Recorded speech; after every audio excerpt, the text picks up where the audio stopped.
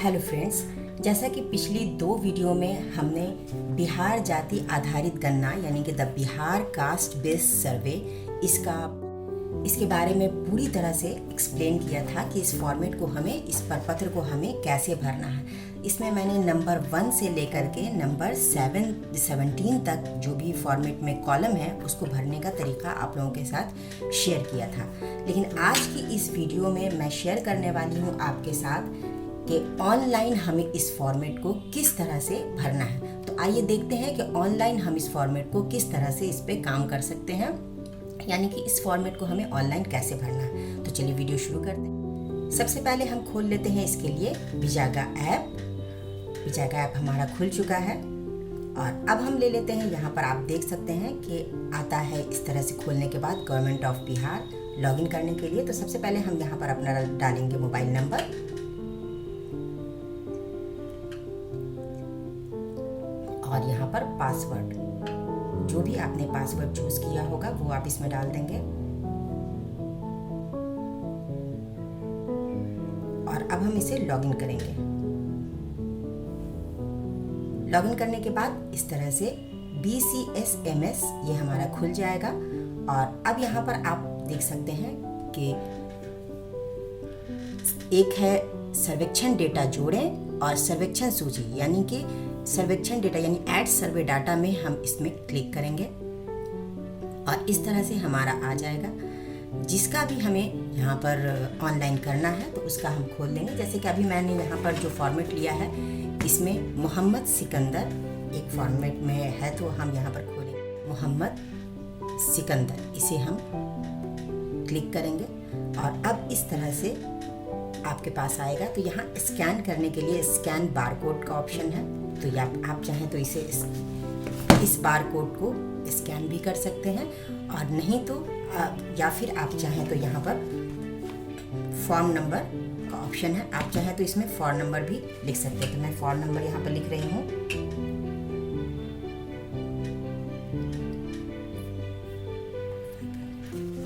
यहाँ पर मैंने फॉर्म नंबर जो हमारा प्रपत्र में फॉर्म नंबर है उसे हम यहाँ पर लिख देंगे। ये हमारा फॉर्म नंबर हो गया, इसे अब हम ओके कर देंगे। इसके बाद अब आएगा ऐड फैमिली। अब अगर यहाँ पर हम देखेंगे कि जो फैमिली हमारी नहीं रहती है यानी कि जो शिफ्ट हो चुकी है, तो उसके लिए हम यहाँ पर आप देख सकते हैं इस फैमिली लिविंग यस। लेकिन अगर वो फैमिली हमारी फील्ड में नहीं है, वो यहाँ से शिफ्ट हो चुकी है या डेथ हो चुकी है या जो भी है, तो हम उसका ऑप्शन नो कर सकते हैं। लेकिन चूंकि ये फैमिली हमारी फील्ड में मौजूद है तो हम इसका ऐड फैमिली मेंबर पे जाएंगे और ये हमारा इस तरह से खुल गया। अब यहाँ पर आप देख सकते हैं पहले नंबर पे है 0, यहाँ रहते हैं। जैसे कि मैंने इससे पहले भी आपको बताया कि अगर ये फैमिली हमारी यहाँ रहती है तो यहाँ रहती है, तो हम यहाँ रहते कर सकते हैं। और अगर यहाँ नहीं रहती है तो इसे हम क्लिक कर सकते हैं। इसके अलावा अगर वो जीवित नहीं है तो इसे हम क्लिक कर सकते हैं। लेकिन चूंकि हमारी फैमिली यहाँ रहती है तो हम यहाँ पर यहाँ रहते हैं वाला ऑप्शन चूज करेंगे। इसके बाद अब पहला नंबर जो है full name of family member, इस पे हम चले जाते हैं। इसे हम क्लिक करेंगे और इसे क्लिक करने के लिए प्रपत्र में दिखेंगे कि हमारा पहला मेंबर जो है कौन है। तो यहाँ पर प्रपत्र में मेरे जो है पहला मेंबर है मोहम्मद सिकंदर, तो हम यहाँ पर आप डालेंगे मोहम्मद सिकंदर आ गया। अब इसके बाद कॉलम नंबर ये 2 है फादर हस्बैंड्स नेम, तो हम यहाँ से बिल्कुल प्रपत्र में जिस तरह से हमने भरा है उसी तरह से हमें ऑनलाइन भी करना है। तो प्रपत्र में है मोहम्मद सलाउद्दीन इसके फादर का नाम, तो हम यहाँ पर डालेंगे मोहम्मद सलाउद्दीन। इसके बाद है तीसरा कॉलम है relation with head of the family. जैसा कि प्रपत्र में हमने भरा है, यहाँ पर वो फैमिली का प्रधान है यानी कि स्वयं है, तो यहाँ पहला वाला ऑप्शन हमारा जाएगा। इसके बाद अब हम आ जाते हैं एज की तरफ। प्रपत्र में हमारा एज है 37 ईयर्स, तो हम यहाँ पर एज डालेंगे, लिख देंगे 37। अब जेंडर, चूंकि ये जेंट्स है तो इसका जेंडर हो जाएगा पुल्लिंग, और अगर ये फीमेल होगा यानी स्त्री होगी तो ये फीमेल होगी तो ये इसका चला जाएगा स्त्रीलिंग। अब है यहाँ पर मैरिटल स्टेटस, यानी कि इसकी शादी ये विवाहित है या नहीं है, तो ये विवाहित है तो कॉलम ये दूसरा वाला ऑप्शन हमारा जाएगा वर्तमान में विवाहित। अगर वो अविवाहित होगा तो हम अविवाहित में डालेंगे, और अगर वो विधवा या विधुर होगा तो कॉलम नंबर 3 उसी के हिसाब से हमें इसे डालना है। तो हम यहाँ पर कॉलम नंबर ये ऑप्शन नंबर 2 में जाएंगे, वर्तमान में विवाहित। इसके बाद रिलीजन पूछ रहा है। रिलीजन अगर वो मुस्लिम है, सीधे पहले रिलीजन हम क्लिक करते हैं। तो अगर वो हिंदू है तो हिंदू में जाएगा, मुस्लिम है तो इस्लाम में जाएगा, ईसाई सिख, इसी के हिसाब से हमें यहाँ पर जो भी 1 से लेके 8 तक हमारा ऑप्शन है, तो जो भी वो होगा उसकी जो भी रिलीजन होगा, जो भी उसका धर्म होगा हम लिखेंगे। तो अगर ये मुस्लिम है तो हम यहाँ पर इस्लाम को टच करेंगे, इस्लाम आ गया। अब है कास्ट नेम एंड कोड। यहाँ पर हमने कास्ट नेम उसका दिया है फॉर्मेट में, वो अंसारी है, तो हम यहाँ पर क्लिक करते हैं। अब अंसारी का जो कोड है वो है 161। अब हम इसमें 161 पे जाएंगे। यहाँ पर आप देख सकते हैं 161 में मोमिन, मुस्लिम, जुलाहा, अंसारी। तो जो भी इसका आपने कास्ट भरा होगा, जैसे हिंदू में भूमियार है, कायस्थ है, तो उसका हर कास्ट का यहाँ पर कोड दिया हुआ है, तो उसी के अकॉर्डिंग हम इसे चूज़ करेंगे। तो यहाँ पर अंसारी का 161 है, तो हम 161 को यहाँ पर क्लिक करेंगे। ये आ गया हमारा मोमिन, मुस्लिम, जुलाहा, अंसारी। अब है एजुकेशन क्वालिफिकेशन, यानी कि वो जो बंदा है जिसका हम यहाँ पर अभी ऑनलाइन डाटा भर रहे हैं, उसकी क्वालिफिकेशन क्या है। तो वो बंदा बिल्कुल 0 है, उसे कुछ भी नहीं आता, उसने 1-2 की भी पढ़ाई नहीं की है। तो यहाँ पर शैक्षणिक योग्यता में यानी कि एजुकेशन क्वालिफिकेशन में मैंने 0 दिया है, तो इसे हम ऑन करेंगे सबसे पहले। तो यहाँ पर आप देख सकते हैं 0 से लेकर के 53 तक है, यानी कि वो बंदा जो भी उसका एजुकेशन क्वालिफिकेशन है इसमें से आप चूज़ करके उसमें डाल सकते हैं। अब जैसे उसने डिप्लोमा किया है, उसने BA किया है, उसने MA किया है, या उसने 12th की पढ़ाई की है, वो सब हमारा इसी के अकॉर्डिंग चूज़ होगा। क्योंकि ये बंदा पढ़ा लिखा नहीं है, इसलिए हम इसका 0 यानी पूर्व प्राथमिक ऑप्शन देंगे। इसके बाद ये हमारा हो गया। अब आता है एक्टिविटी। एक्टिविटी यानी वो बंदा करता क्या है। तो यहाँ पर हमने एक्टिविटी में लिखा है 08 कॉलम दिया है। सबसे पहले एक्टिविटी को हम ऑन करते हैं। 1 से लेकर के हमारा 15 तक एक्टिविटी है, बिल्कुल जिस तरह से हमारा प्रपत्र में था उसी तरह से हमारा ऑनलाइन भी है। पहले में है सरकारी नौकरी, संगठित क्षेत्र में प्राइवेट नौकरी, उसके बाद लास्ट में है कुछ नहीं। तो अब यहाँ पर मैंने भरा है 08, यानी कि वो बंदा किसी मजदूर की श्रेणी में आता है। तो हम यहाँ पर 08 वाला ऑप्शन क्लिक कर देंगे। अब यहाँ पर आ गया। अब उसी तरह से आगे हम जाएंगे 11 नंबर कॉलम में रेसिडेंशियल स्टेटस, यानी कि रेसिडेंशियल स्टेटस उसका घर जो जहाँ पर वो बंदा रहता है वो किस तरह का है, 1 कमरा, 2 कमरा या उससे ज़्यादा कमरा, या फिर छप्पर का मकान है, टिन की छत है, जैसा कि हम लोग पहले जानते हैं। तो 1 से लेकर के 5 तक ऑप्शन आता है। तो यहाँ पर मैंने दिया है 1 आवासीय स्थिति जो है रेसिडेंशियल स्टेटस उसका है, पक्का मकान है, 2 या 2 से अधिक कमरा, तो हम इसे क्लिक करेंगे। इसके बाद अब हम जाएंगे अगले ऑप्शन में टेम्पोररी माइग्रेशन स्टेटस, यानी कि वो बंदा यहाँ रहता है, यानी बिहार में रहता है या बिहार से बाहर रहता है या देश से बाहर रहता है, जो भी है। तो यहाँ पर मैंने दिया है कि नहीं, वो बंदा बिहार में ही रहता है। तो बिहार में रहता है तो वो लागू नहीं पे आ जाएगा। और बिहार के अन्य स्थान पर नौकरी या रोजगार है, बिहार के अन्य स्थान पर शिक्षा है, अन्य स्थान में नौकरी या रोजगार है, अन्य राज्य में, अन्य देश में, अन्य राज्य में शिक्षा, अन्य देश में शिक्षा, ये 7 ऑप्शन है हमारा। तो चूंकि ये बंदा बिहार में ही रहता है तो हम यहाँ पर ऑप्शन नंबर 1 को क्लिक करेंगे, लागू नहीं। उसके बाद अगला कॉलम है हमारा कंप्यूटर या लैपटॉप, यानी उस बंदे के पास कंप्यूटर या लैपटॉप है कि नहीं। तो हम देख रहे हैं कि वो मजदूर की श्रेणी में है, वो बंदा पढ़ा लिखा नहीं है, तो कंप्यूटर या लैपटॉप उसके पास नहीं होगा। और यहाँ पर कॉलम में भी हमने भरा है, तो ये तीसरा वाला ऑप्शन हम क्लिक करेंगे, कंप्यूटर या लैपटॉप उसके पास नहीं है। अब मोटर व्हीकल, यानी कि उसके पास मोटर व्हीकल है कि नहीं है। तो उसके पास मोटर व्हीकल भी नहीं है। अगर किसी के पास मोटर व्हीकल है, यानी 2 पहिया है, 3 पहिया है, 4 पहिया है, ट्रैक्टर है, 6 पहिया या अधिक कुछ भी नहीं, तो ये सारा ऑप्शन जो भी उसके अकॉर्डिंग आएगा वो हम डालेंगे। अगर मान लिया किसी के पास 2 व्हीलर भी है और 4 व्हीलर भी है, जैसा कि हमने पिछली वीडियो में बात की थी, तो हम 4 व्हीलर वाला ऑप्शन चूज़ करेंगे, 2 व्हीलर वाला नहीं, यानी जो ज़्यादा महंगी गाड़ी होगी उसी हम क्लिक करेंगे। तो इस बंदे के पास कुछ भी नहीं है, तो यहाँ पर हम ऑप्शन नंबर 6 क्लिक करेंगे। ये हमारा हो गया। अब है option number column number 15 agriculture land, यानी कि उसके पास कृषि के लिए भूमि है कि नहीं है, खेती बाड़ी की भूमि है कि नहीं है। तो इसके पास कुछ भी नहीं है, इसे हम क्लिक करेंगे। 0 यानी कि बिल्कुल 0। अब इसके हिसाब से हम फील्ड में जब जाते हैं तो हर एक बंदे से पूछते हैं कि आपके पास कृषि के लिए यानी कि खेती बाड़ी के लिए कितनी ज़मीन है। तो उसने अगर जो भी बताया है तो उसी के अकॉर्डिंग हम इसे चूज़ करेंगे। तो इसके पास बिल्कुल 0 है तो हमने 0 चूज़। इसके बाद 11 नंबर कॉलम में है रेसिडेंशियल स्टेटस,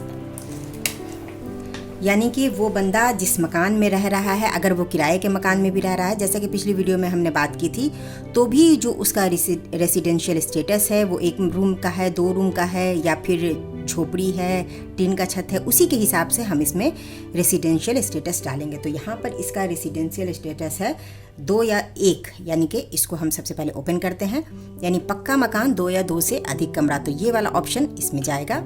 इसके बाद है अगला है टेम्प्रोरी माइग्रेशन स्टेटस, यानी कि वो बंदा बिहार में रहता है, बिहार के बाहर रहता है, किसी दूसरे राज्य में रहता है, किसी दूसरे देश में रहता है, तो इसे हम क्लिक करते हैं। पहले 1 से लेकर आप यहाँ पर देख सकते हैं 7 तक ऑप्शन आता है। पहले में है लागू नहीं, यानी कि वो बिहार में ही है तो ये फर्स्ट वाला ऑप्शन चूज़ होगा, और अगर बिहार से बाहर है या फिर किसी अन्य देश में है या किसी अन्य राज्य में है तो ये सारे वाले ऑप्शन जो है यहाँ पर दिख रहे हैं उन्हें हम क्लिक करेंगे। तो चूंकि ये बंदा बिहार में रहता है तो यहाँ पर हम क्लिक करेंगे लागू नहीं, ये आ गया। अब इसके बाद 13वां ऑप्शन है कंप्यूटर या लैपटॉप, यानी इस बंदे के पास कंप्यूटर या लैपटॉप है या नहीं है। चूंकि ये बंदा ऑलरेडी मजदूर है, ज़्यादा पढ़ा लिखा नहीं है, तो इसके पास कंप्यूटर या लैपटॉप नहीं है, तो इसमें ऑप्शन जाएगा नहीं, तीसरा वाला ऑप्शन। लेकिन अगर कोई बंदा ऐसा है जिसके पास कंप्यूटर या लैपटॉप है तो हम पहला वाला ऑप्शन देंगे। चूंकि इसके पास कंप्यूटर या लैपटॉप नहीं है तो हम ऑप्शन नंबर 3 को ओके करेंगे। इसके बाद है मोटर व्हीकल, यानी कि उसके पास गाड़ी है या नहीं है, 2 व्हीलर, 3 व्हीलर, 4 व्हीलर क्या है उसके पास। चूंकि ये बंदा बहुत गरीब है तो इसके पास कुछ भी नहीं है, तो इसका तो ऑप्शन जाएगा कुछ नहीं। लेकिन अगर कोई ऐसा बंदा है जिसके पास 2 व्हीलर है, 3 व्हीलर है या 4 व्हीलर है तो हम इसमें से कोई सा भी ऑप्शन चूज़ करेंगे।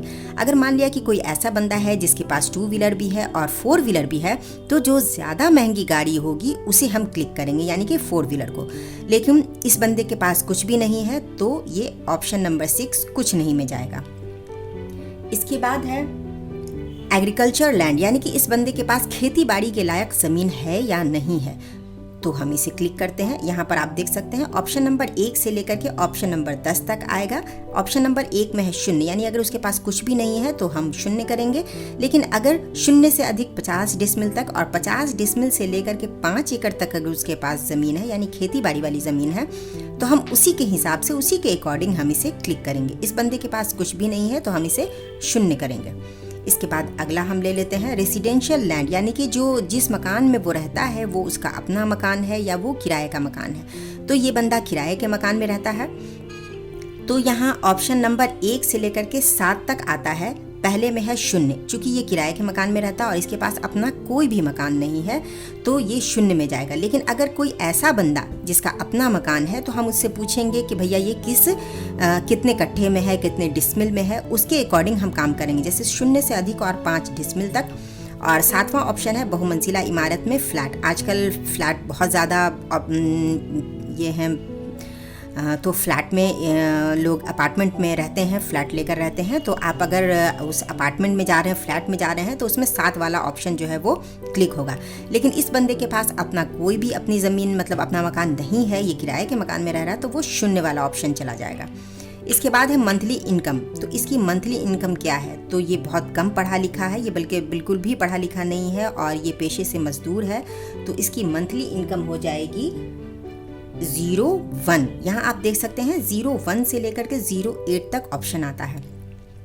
तो जिस भी किसी बंदे से हम बातचीत कर रहे हैं उसकी मंथली इनकम हम इसी के अकॉर्डिंग डालेंगे। लेकिन अगर वो बंदा या फिर वो लेडी जो है वो गृहिणी है, हाउसवाइफ है, तो ऑप्शन 8 जाएगा, लागू नहीं। अगर वो स्टूडेंट है तो भी ऑप्शन 8 जाएगा, लागू नहीं। लेकिन ये बंदा कमा रहा है, घर का करता धरता है, तो इसमें रुपया 0 से अधिक और 6000 तक, यानी कि पहला वाला ऑप्शन जाएगा।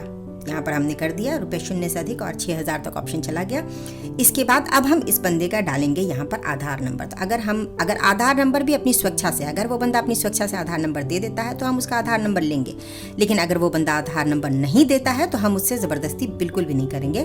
तो यहाँ पर इस बंदे ने अपना आधार नंबर दे दिया है, तो मैं आधार नंबर यहाँ पर डाल रही हूँ 314686954211। ये हो गया इस बंदे का आधार नंबर। अब हम इसे यहाँ पर ओके करेंगे। ओके करने के बाद आप ये सारा हमारा फिल हो चुका है। सेव एंड नेक्स्ट की तरफ हम चले जाएंगे और अब यहाँ पर जो इसका परिवार है, यानी कि सीरियल नंबर 2 में जो नाम होगा उसे हम यहाँ पर उसकी एंट्री करेंगे। अब सीरियल नंबर 2 में हमारा नाम है रेशमा खातून। रेशमा खातून यहाँ पर फील्ड में काम करते वक्त उसने अपना नाम मुझे रेशमा बानो बताया था, तो हम बानो लिख देते हैं। और अब यहाँ पर चूंकि ये मैरिड है तो इसलिए हम इसके साथ इसके पति का नाम देंगे। अगर ये अनमैरिड होगी तो इसके पिता का नाम जाएगा। तो अब इसके पति का नाम हो गया मोहम्मद मुन्ना। और बाकी चीज़ें रिलेशन क्या है इसका, तो ये पत्नी है तो ये पत्नी वाला क्लिक हो जाएगा। इसके बाद हम इसकी एज डालेंगे, एज है 37। इसके बाद इसका जेंडर यानी कि ये स्त्रीलिंग है। मैरिटल स्टेटस ये विवाहित है। रिलीजन इस्लाम है। कास्ट अंसारी है। 161 हम यहाँ पर देख लेते हैं, 161 ये क्लिक करेंगे। एजुकेशन इसकी क्या है, तो इसने क्लास 2 तक की पढ़ाई की है, तो ये क्लास 2 में हम ओके कर देंगे। इसके बाद एक्टिविटी ये हाउसवाइफ है, तो 14 नंबर में आता है गृहिणी एक्टिविटी, ये हम इसमें डाल देंगे। इसके बाद जो भी इसका रेसिडेंशियल स्टेटस है, पक्का मकान, 2 या 2 से अधिक कमरा। अब टेम्पोररी माइग्रेशन सर्टिफिकेट लागू नहीं। कंप्यूटर लैपटॉप नहीं है इसके पास। मोटर व्हीकल नहीं है इसके पास। एग्रीकल्चर लैंड नहीं है इसके पास। रेसिडेंशियल लैंड भी नहीं है इसके पास। अब मंथली इनकम भी इसकी, चूँकि ये हाउसवाइफ है तो 08 यानी लागू नहीं। अब इसका भी जो आधार नंबर है वो हम इसमें डाल देते हैं 381664576008 और इसे फिर हम क्लिक।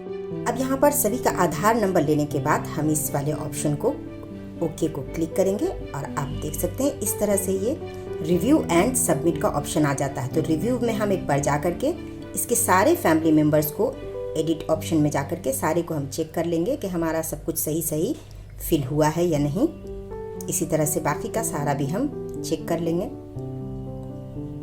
इसी तरह से सारा चेक कर लेने के बाद फिर हम यहाँ पर सबमिट वाला बटन इसे हम ओके करेंगे और ये हमारा सबमिट नाउ में आ गया। उसके बाद आप देख सकते हैं यहाँ पे लिखा हुआ उपरोक्त सूचना परिवार के प्रधान के द्वारा दी गई है। अगर दी गई है तो इसे हम ओके करेंगे और सबमिट नाउ। इसके बाद आप कंफर्मेशन में एक बार सबमिट करने के बाद आप संशोधन नहीं कर सकते, यानी अगर आपने इसे एक बार सबमिट कर दिया तो ये दोबारा से आपका संशोधन यानी कि आप जो भी इसमें संशोधन करना चाहते हैं यानी कि वो बिल्कुल नहीं हो सकता है। तो इसे हमने एक बार चेक कर लिया है, तो अब हम इसे यस कंफर्म कर देते हैं और ये हमारा सबमिट हो गया, यानी कि इस परिवार की जो है ऑनलाइन एंट्री हो चुकी है। अब हम इसमें डालेंगे अगला परिवार। इसमें से आप कोई सा भी ऑप्शन चूज़ कीजिए, जो आपका नहीं किया हुआ है उसे हम कर लेंगे और बिल्कुल उसी तरह से करेंगे जिस तरह से हमने पहले परिवार की एंट्री की। तो उम्मीद है आप हर जाति आधारित गणना का फॉर्मेट जो है उसका हम ऑनलाइन उसकी एंट्री कैसे करेंगे ये आपको बहुत ही अच्छी तरीके से समझ में आ गया होगा। लेकिन अगर अभी भी आपकी कोई शंका है, कोई डाउट है, तो आप मुझे कमेंट सेक्शन में कमेंट करके ज़रूर पूछ सकते हैं। और इसके अलावा अगर आपको मेरी वीडियो अच्छी लगे तो प्लीज़ मेरे वीडियो को लाइक, शेयर और मेरे चैनल को सब्सक्राइब ज़रूर करें। Thank you.